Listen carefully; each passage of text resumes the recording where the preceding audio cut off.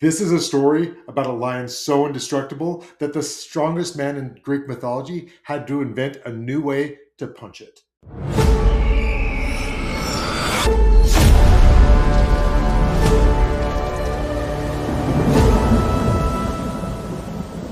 Welcome back to Myths and Mayhem, the show where gods create problems, kings make them worse, and heroes treat the laws of physics like a suggestion someone left on a sticky note. Last time, we watched the absolute lowest point in the entire Greek epic. Heracles, under a targeted cloud of divine psychological warfare, had accidentally destroyed his own life and family in a matter of minutes. He was exiled and broken.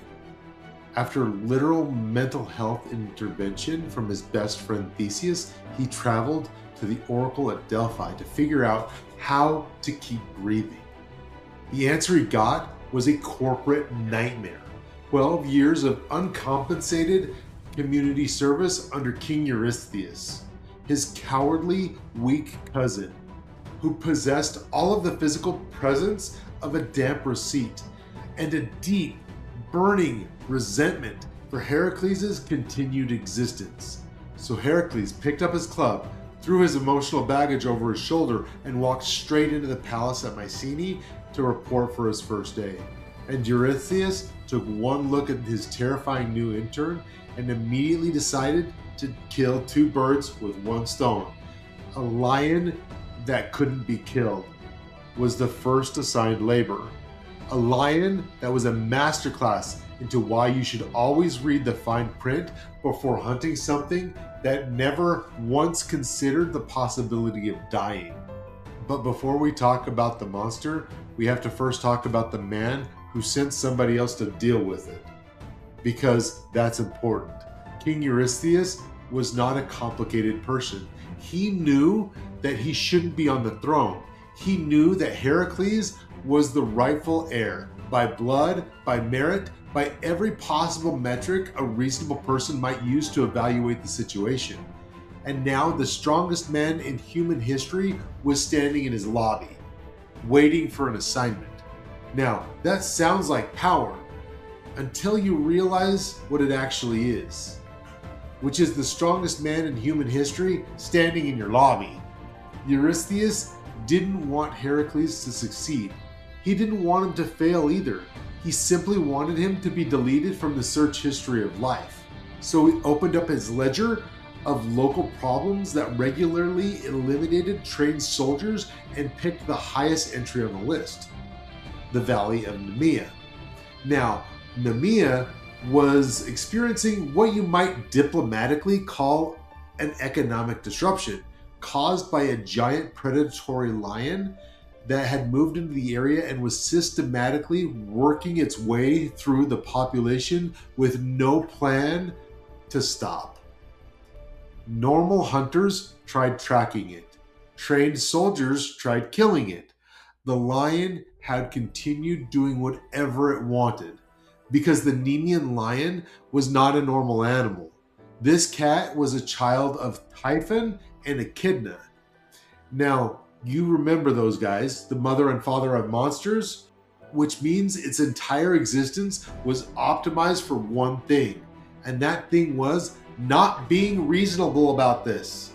Eurystheus handed to Heracles the clipboard. Go kill the lion.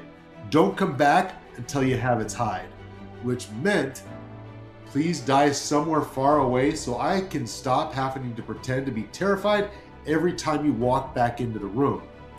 Heracles didn't argue. He didn't ask for backup. He grabbed his club, slung it over his shoulder, and walked toward Nemea. Eurystheus watched Heracles leave and waited until he was several miles away, then finally exhaled. Which tells you everything that you need to know about the king. On Heracles' way, an old shepherd stopped him on the road and asked, "So what's your plan?" Heracles looked down at the club on his shoulder. "I usually figure it out when I get there. That's not really a plan. It's worked so far. Well, good luck, I guess. I probably don't need it." "Based on what?" "I don't know. Vibes?" Somewhere on Olympus, Athena sighed. Somewhere in the underworld, Hades started a betting pool. This is classic AGHS all over again. The shepherd went home, updated his will, moved his family to a different village just in case. Heracles arrived at the hills of Nemea and found nothing. No farmers, no livestock, no noise. Just empty fields and the specific kind of silence that means something else has been eating everything that used to make sound around here. He tracked the massive paw prints up the rocky slopes until he didn't need to track them anymore, because the lion was just standing there. It was enormous in the way that takes a moment to process. Its shoulders sat higher than most men's heads. Its paws were the size of something you don't want to think about too carefully. Its mane caught the afternoon light like it was aware of the effect and decided to lean into it. Its eyes found Heracles immediately and stayed there. Neither one of them moved. Somewhere on Mount Olympus, Ares pulled up a chair. Heracles reached for his bow, drew an arrow, aimed, and fired. The arrow hit the lion right in the shoulder. A perfect shot. A shot that would kill any other lion. But the only thing it did was make a sound like somebody dropping a coin on a marble floor. The lion looked at it. He looked at Heracles. Heracles fired again. Same result. He tried throwing a spear. The spear exploded. He drew his sword. The blade rang off of the hide like he was trying to swing it at a building. He lowered the sword slowly. He looked at the lion and thought, this thing is becoming inconvenient. The lion's hide was completely impervious to weapons. Bronze, iron, wood, stone, it didn't matter. Imagine traveling to fight the most dangerous animal in the known world and discovering that it has simply opted out of being killable.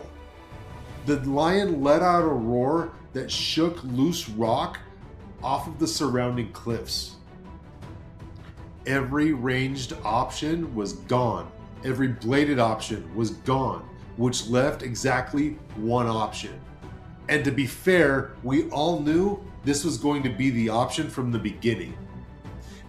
Now, a younger Heracles would have just charged, but we've already seen how that goes. But that version of him was gone now. What was left was quieter, heavier, a man who had lost everything that mattered to him and was slowly and reluctantly discovering that hitting things harder isn't actually a complete battle philosophy. So instead of charging, he stopped. He watched. The lion went through the dead grass the same way something moves when it generally never had a reason to worry about anything.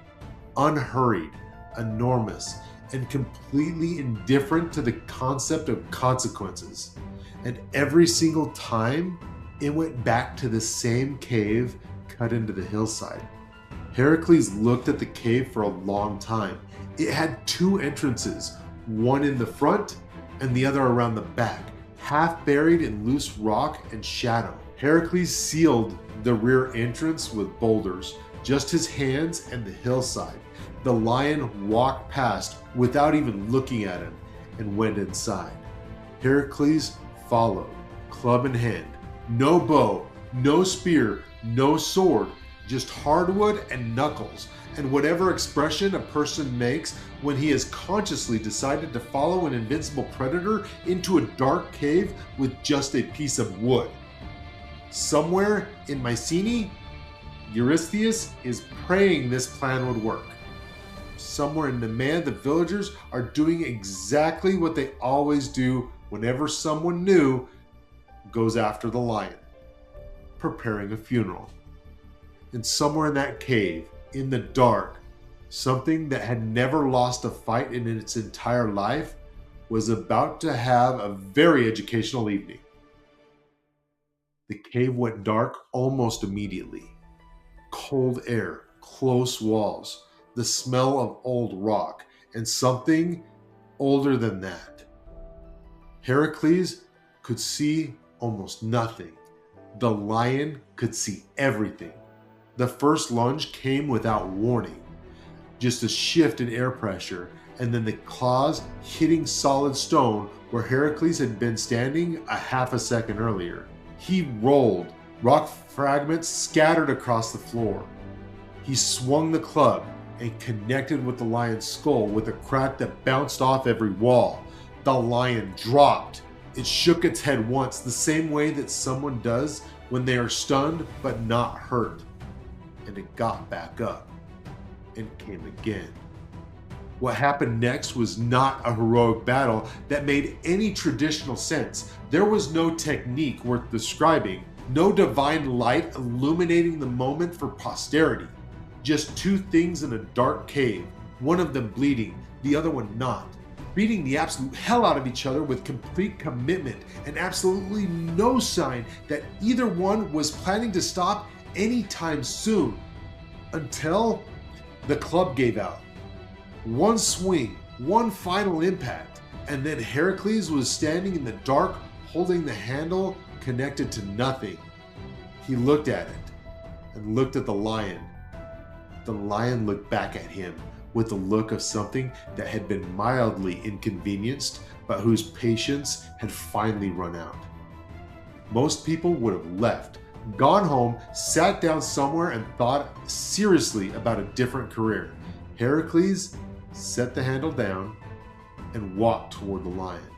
Because somewhere underneath everything, something had finally occurred to him. Even though the hide couldn't be cut, the lion still had to breathe, still had a throat, still had to move air in and out of its body like every other living thing that ever existed. Now he had a new plan.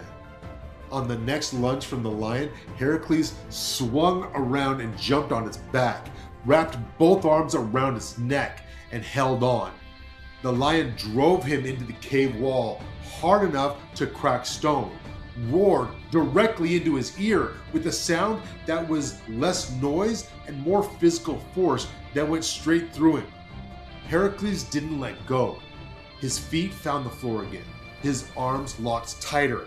They just stayed there, two exhausted things in the dark, one invincible, one not, neither one willing to be the first to stop. This wasn't about strength anymore. Strength had run out a while back. This was something else.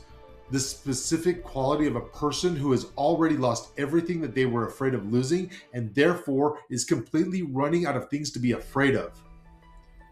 There's a version of rock bottom that is actually just freedom. It's not comfortable. It doesn't feel like freedom when you're in it. But there's no more calculations to run. There's no more worst case scenarios to weigh. Just the thing right in front of you and the decision not to let go. The thrashing slowed. The roaring faded. The great golden body went still. And the cave went completely quiet. And Heracles stood there in the dark, still holding on, still breathing. The Nemean Lion was dead. Heracles stood there for a while, covered in dust, bruised, bleeding in several places he'll probably be feeling later. Then he remembered something. He had to bring the hide back. Seemed pretty straightforward, except he couldn't cut it. Every knife bounced off. Every blade dulled immediately on contact. He spent an absurd amount of time trying before the obvious thing occurred to him, that the only thing in the vicinity capable of cutting the Nemean Lion was the Nemean Lion. He took one of the beast's claws and used it like a blade. The hide parted instantly. The thing that had made it unkillable was the only thing that could undo it. The Greeks found that kind of thing deeply satisfying. And honestly, that's fair enough. When he was done, he thought to himself, you know what I need? An armor upgrade. And now he had just unlocked his premium tank build. Heracles draped the hide over his shoulders, not as a trophy, but as armor. The monster who had emptied an entire valley would spend the rest of history protecting the man who had just choked it out in the dark. When Heracles walked back through the gates of Mycenae, the people lost their minds. The lion was dead, the roads were open. Children who had grown up falling asleep to the sound of something enormous moving through the dark outside of their village would finally sleep in actual silence. But when Eurystheus looked out the window and saw Heracles walking up the avenue, he didn't see a returning employee. He saw a problem that he had just made significantly worse. Heracles wasn't just alive, he was wearing the lion, the invulnerable hide draped over his shoulders like a coat, with the skull sitting on his head like a helmet. He had just sent his most dangerous employee to die. Instead, he came back with an upgrade. Eurystheus did not handle it well. He sprinted to his basement, climbed inside of a giant bronze storage jar, and created history's first recorded panic room. He then conducted the remainder of Heracles' performance reviews through the air hole in the lid. He told him, "You're banned from entering the city. Leave your deliveries outside the gates, and your next assignment is already prepared for you." Heracles just stood in the courtyard, looking at the vibrating jar. I could just imagine him sitting there, trying his hardest not to laugh, because in all honesty, who wouldn't? But he didn't say anything. The man had just choked out an invincible predator with his bare hands in complete darkness. He could handle feedback from a soup pot. People look at the Nemean Lion as an introductory level, a mission tutorial. The warm-up before the real story starts. That's not what it is. Eurystheus thought he was sending Heracles to die. Instead, he handed him a suit of armor that he would wear the rest of his life. The obstacle became equipment. The thing that was designed to end him became the thing that protected him going forward. Heracles didn't win because he was stronger than the lion. He won because he stopped trying the same thing after it stopped working. He won because he held on when there was nothing left to hold on to except the decision itself. The Greeks understood something about that. They wrote it into every story that they told. You don't get to choose what gets thrown at you. You only get to choose how you respond, and that will tell you more about yourself than just about anything else. In conclusion, that's how Heracles showed up for his first day and did his job so well that it drove his employer into a permanent residence inside a kitchen container. One labor down, 9 more to go. Next time, Heracles comes face to face with a monster that teaches one of the oldest lessons in history. Not every problem gets smaller when you attack it.